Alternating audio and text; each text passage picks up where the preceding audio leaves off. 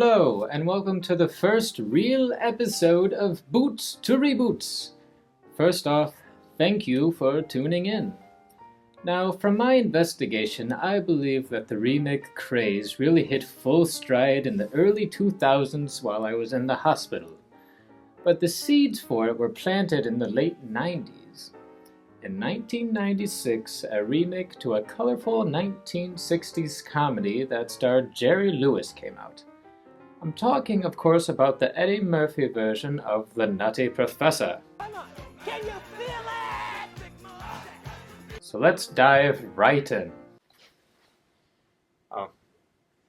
Hello, Evil Andy. What are you doing here? Joining in on the review, bitch tits. Well, that's just ridiculous. I mean, I really don't have tits. What are you doing? I didn't want to be left out. Fine, the both of you can join me, but can we keep this somewhat sane? Get my dick out of the socket! Jeez.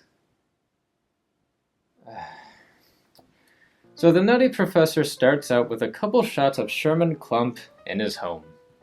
Already we can tell that he's a heavy man, he's a nerdy professor type, and he's struggling to lose weight. Oh!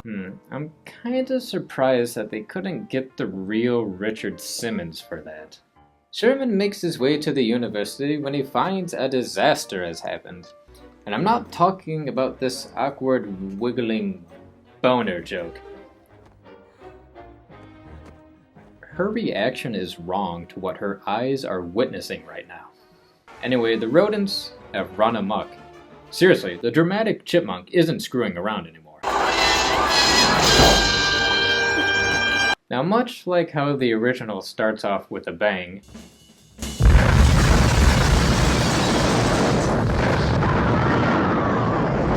Sherman gets to the lab and discovers his belly accidentally opened all the cages.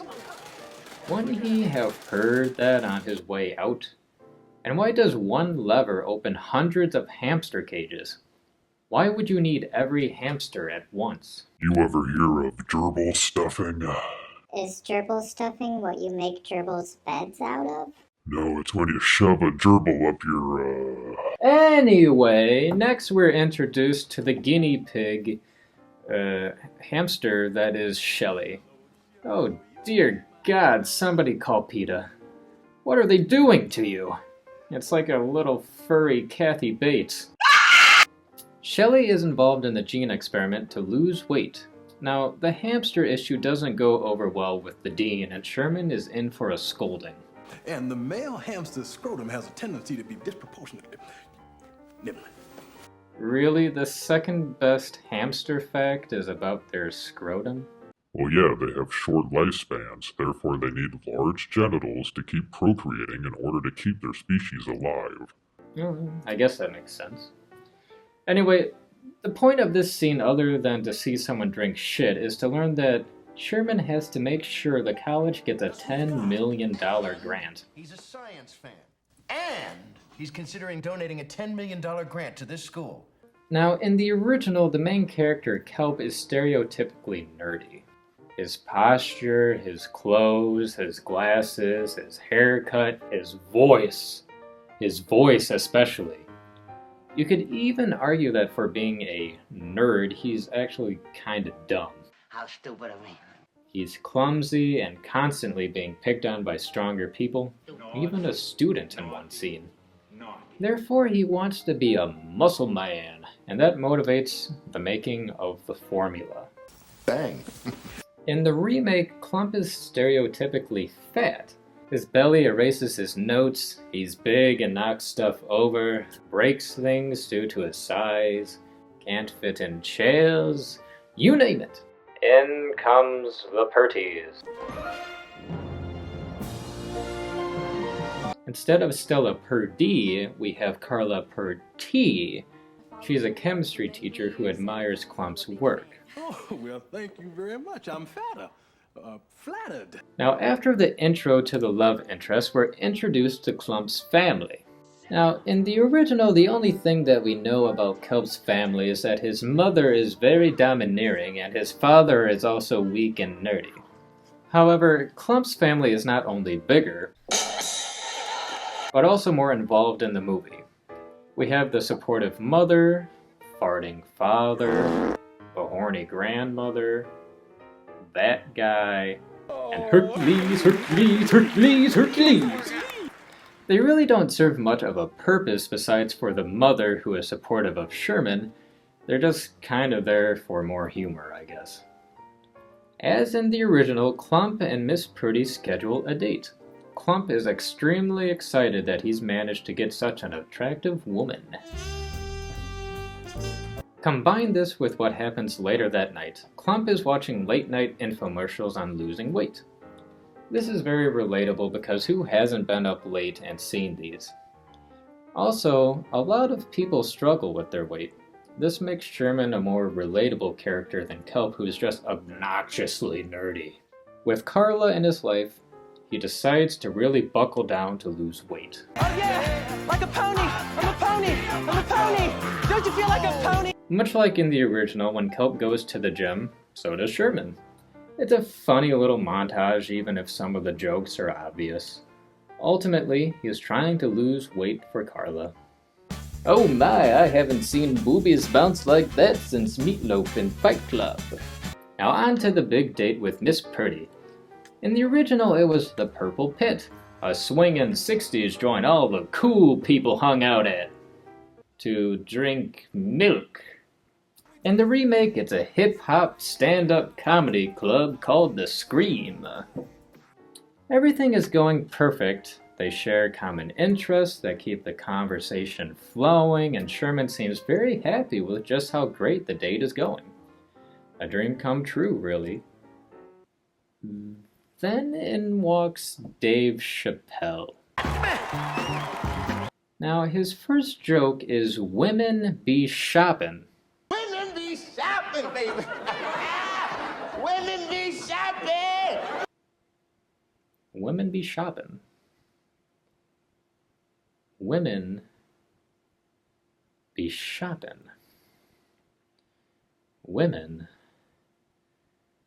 Women be shopping. Women be shopping. I still don't fucking get it. Women be shopping. Women be shopping. Women vagina. Women vagina. Shopping bags. Vagina bags. No. Women boobs. Women have boobs. Women have boobs. Shopping. There's pretzels at the mall. I don't know where the fuck I'm going with this.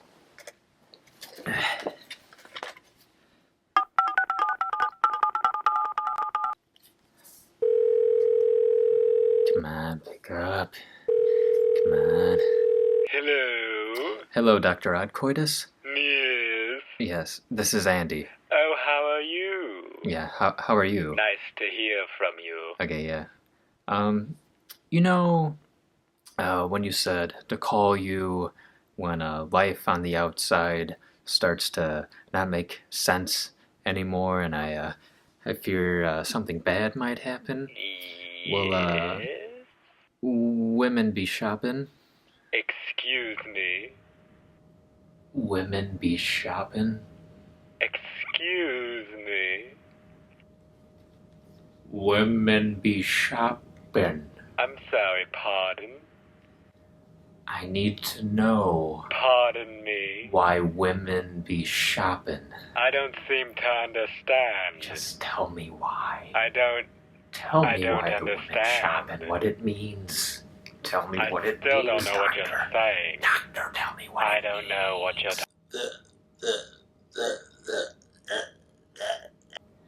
Women be shopping. I still don't get it. The women shop. They shop. Shopperoo. Shopperoo? Women be shopping. Yes, they shop. I know they shop. I don't get it. I don't know what you're saying to me. Wait, is this about my wife? Is it? If she is out using my damn credit card again, you tell that bitch if she's out shopping, then she's cut off from her allowance. And better yet, if you see her out Well, you better tell her that seems I have no other choice but to, let's see.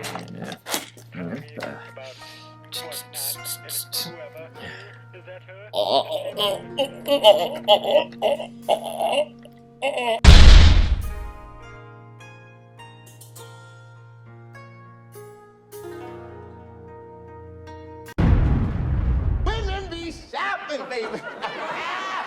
Women be shopping.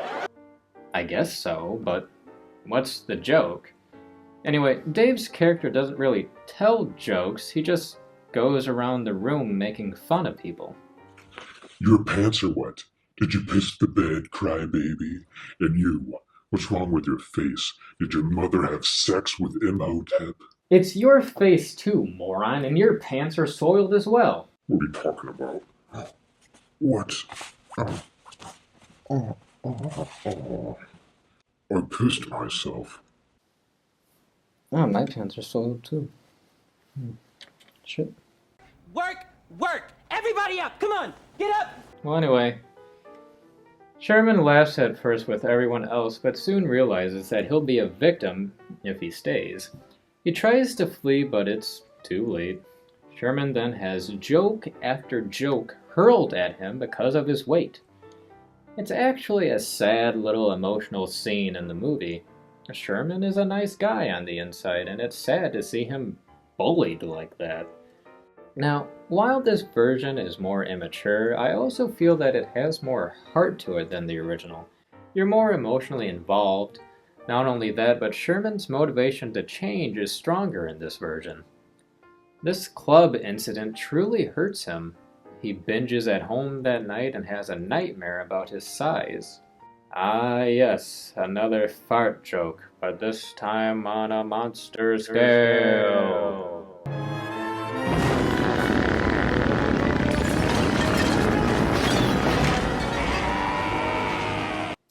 On a side note, Jerry Lewis was going to have a cameo in this remake, but turned it down after reading how many farts there were in the script.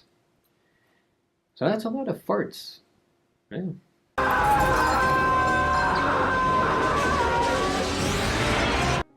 After reaching a new low, Sherman locks up the treats and decides to test his formula on himself to become thin. And the formula works. It works, even somehow made his hair skinnier as well. I am thin. Now, being skinny, the first thing that excites him the most is obviously... Well, I'll be damned. I can see my dick. Yeah. Isn't being skinny awesome?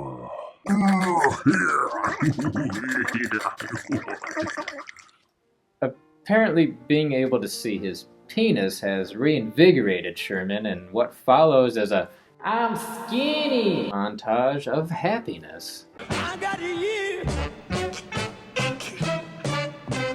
Later in the lab, Carla runs into Sherman, now dubbed Buddy Love, who is very flirty with her. And much like in the original, while things are getting good, the old persona starts to slip out. That's what I've been trying to get you to understand. What I meant to say was Later, when Carla runs into Sherman, Sherman tells her he'd like for her to go out on a date with Buddy. It's more Sherman's idea than it is Carla's, which is nice. In the original, Stella kind of came off as a hoe because she seemed to like both Kelp and Buddy, and a couple of jocks as well. Here, Carla does admit that she likes Buddy, but it is Sherman who sort of forces her hand. It makes her a little bit more likable than Stella in that regard. Okay, what the hell is this? You're skinny now, you're not a stunt driver. Sorry. So Buddy and Carla go out on a date, and it's at the screen. What follows is a very nice revenge scene. Dave Chappelle comes out and again opens with the "Women Be Shoppin' line. Women be shopping. Okay.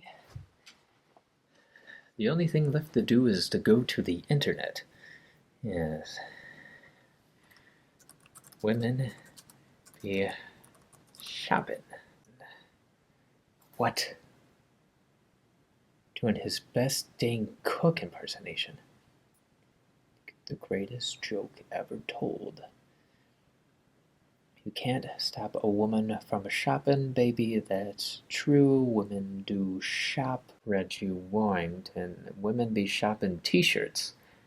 Women be shopping t-shirts. Interesting. Women. Okay. Urban Dictionary. Women be shopping. A phrase used to describe the strange / abnormal / inexplicable things women sometimes do.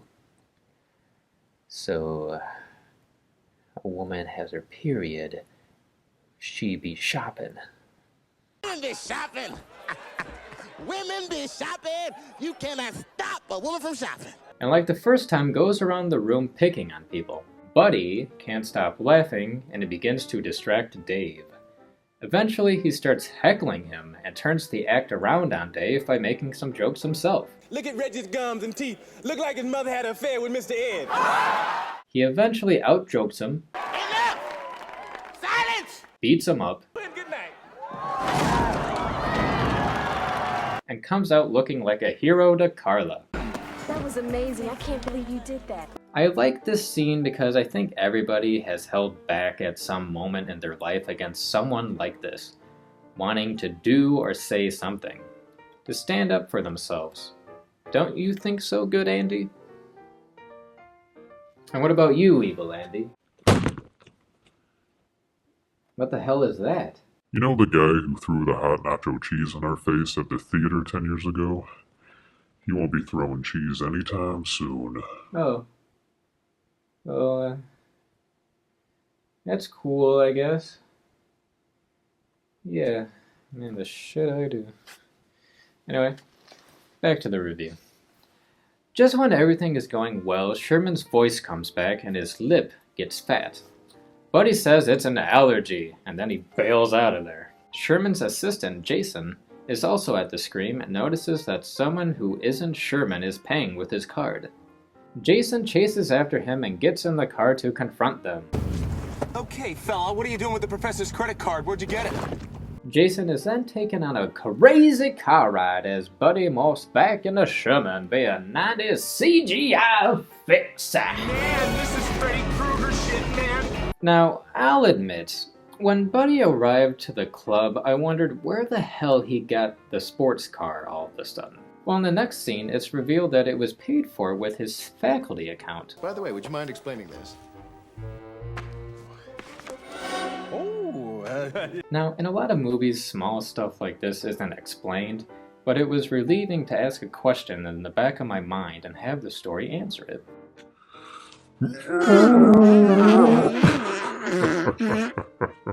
Of course, this doesn't make the dean happy, who says he'll kill him if he doesn't get the $10 million grant. No, he's fucking serious. I'm going to kill you. Yeah. It just got real. And I don't mean that as a euphemism. I'm going to literally kill you. Also, the jerk side effect of Buddy is a little clearer in this version because we learn that the levels of testosterone in Sherman's body is through the roof, making him more confident, but also making him an egotistical, selfish asshole. I want them 2 titties. I have 6 titties and I had 2 titties. Now I have 6. After talking to Carla about her date with Buddy, he invites her over to dinner at his parents'. I must admit that for the most part, the effects during the dinner scene are pretty flawless, both in terms of prosthetics and CGI. To me, it doesn't scream, "Hey, this is just Eddie Murphy in a bunch of makeup talking to himself," which it could have easily turned into. Whoo! Might make your head blow off. At certain parts of the movie, it does get hokey, but for the most part, they're pretty good. And then comes the farts. Really? Yeah, we're back to that cheap joke again. Sherman feels embarrassed in front of Carla. Again, it makes him want to be something better, which drives him back to the formula. Meanwhile, Jason discovers a very intense buddy love. No longer does it seem like a skinny Sherman, but a complete second personality.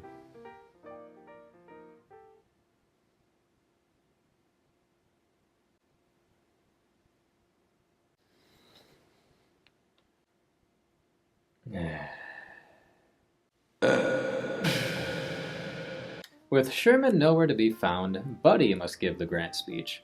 The speech is short and blunt. The formula will make everybody a member of the nice ass section. The nice ass section. The nice ass section. Yeah.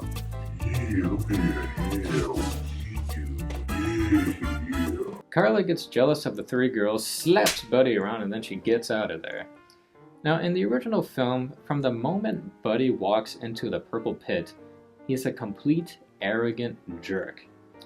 Here, the jerk isn't in full effect until later in the film. The next morning, Carla goes to Sherman's home. He wakes up in bed with the three girls after a night of crazy partying. Sherman hears from Carla just how much of a jerk Buddy is, and then... oh, yeah, the girl... Well, Carla sees Sherman as another womanizer and walks away from him too. Shit really hits the fan for Sherman here. Carla is gone, he's evicted because of the wild party, and then he learns that he lost his job. Sherman has reached a new low. He receives a message from Buddy, something that the original didn't have.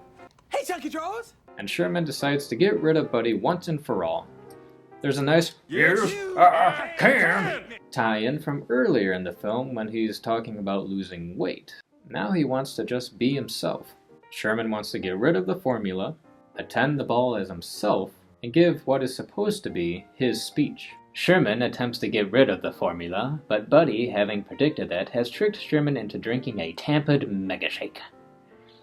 Buddy reveals to Jason the silly plot point that when the rest of the formula is consumed by midnight, Sherman will be gone forever. Who? This leads us to the Alumni Ball. Why is his parents there? If it was going to be a big deal for Sherman to show up, then why are they there? Now, in the original, Buddy was this amazing piano player and singer at the Purple Pit that all the kids wanted to play at the prom. The Alumni Ball is more business. The dean informs Buddy that his tardiness could have cost them the money, and Buddy goes off on him. Shut up! Who you think you're talking to, Sherman Club? Again, we have a nice tie-in to what the dean originally said to Sherman. Man, if you ever talk to me like that again, I'll kill you. And I don't mean that as a euphemism. I mean I'm gonna literally kill you. Meanwhile... Jason wakes up and sees that Sherman's testosterone is at what I assume a very high 60,000. He quickly runs for the ball to save the day. Back at the ball, Buddy is giving his demonstration of the formula. He's about to get rid of Sherman forever when Jason gets into a fist fight with Buddy. What follows is an internal conflict between the two. There's some very over-the-top, goofy-looking CGI effects during this transformation fight sequence, something that I think the original handled quite better. In the original, the transformation was more subtle. The difference between Kelp and Buddy was slight. It was mainly about mannerisms and how he carried himself. The transformation at the end from Buddy to Kelp was slow, yet effective and flawless. The first transformation into Robin Williams was odd, but they were making fun of Jekyll and Hyde at that time. That way, it was a big shock the first time you saw Buddy because you were expecting a hairy monster.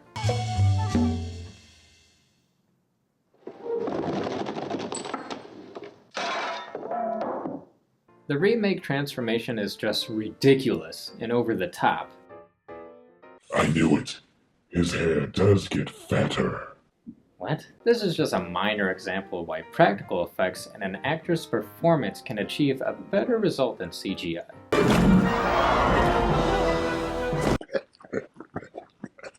Don't get me started on fucking CGI. So Sherman becomes himself again and comes clean with what's been going on. He's ashamed of himself and has learned that it's better to just be who you are. I like his reason to come clean better than in the original. Sherman is truly tired of Buddy and wants to be himself. In the original, he goes out of his way to get the other copy of the formula and make more of it to sing at the prom. Just gonna have to be enough, that's all.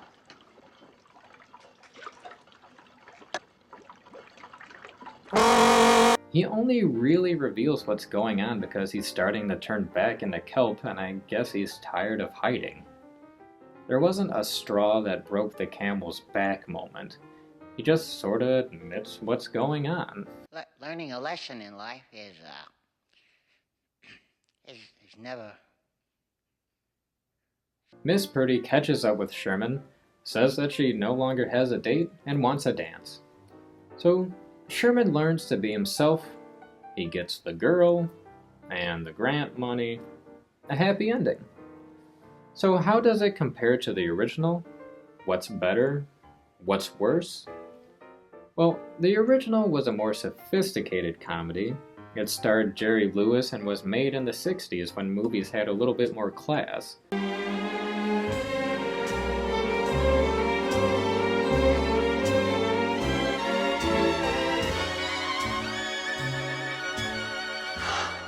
The remake is dumbed down a little and riddled with immature fart jokes.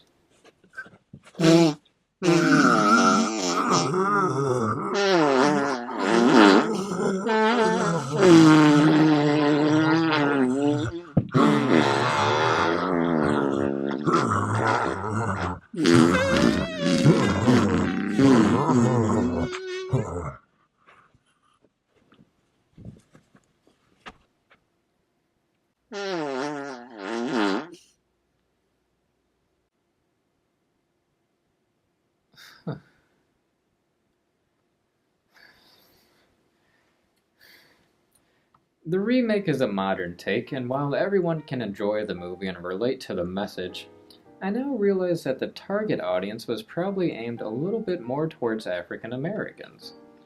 The term is black cinema, like these films for example.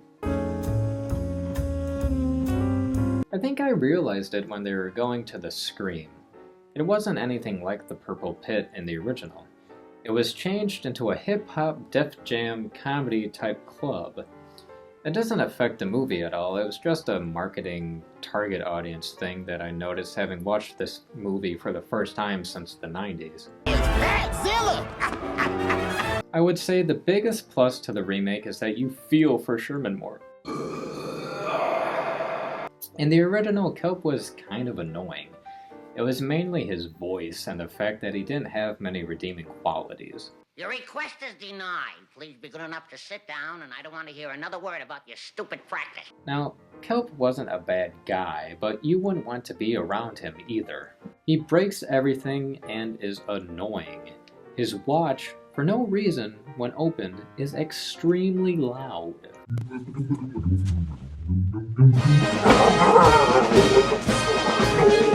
Sherman, however, isn't annoying. He's just a sad guy trying to fit in by losing weight. Most of us have been there. His motivation to change is stronger in this version. Therefore, I prefer Clump over Kelp. However, I think I prefer the original Buddy over Buddy in the remake.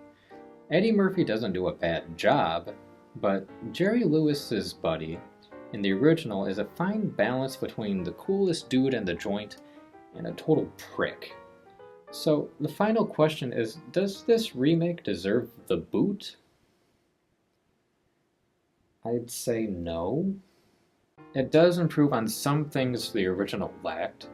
Sherman is more relatable and you feel for him more, which is a huge plus. Some of the humor misses, but it also did in the original. Some of the jokes in the original were pretty cliché. He's a weak nerd, so he can't lift a weight. We get it. There's also that weird arm stretch thing and the fact that all the students look like they're in their 30s.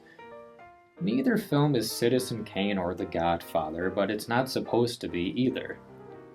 I didn't care about the changes, which is what a good remake should do. Some remakes drive you crazy with what they change. Here, I didn't really mind.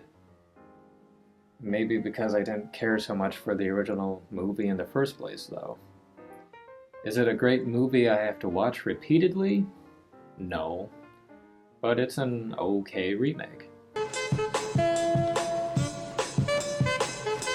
I'll continue to evaluate the beginning of the remake fad with the 1998 remake of a certain giant lizard in New York.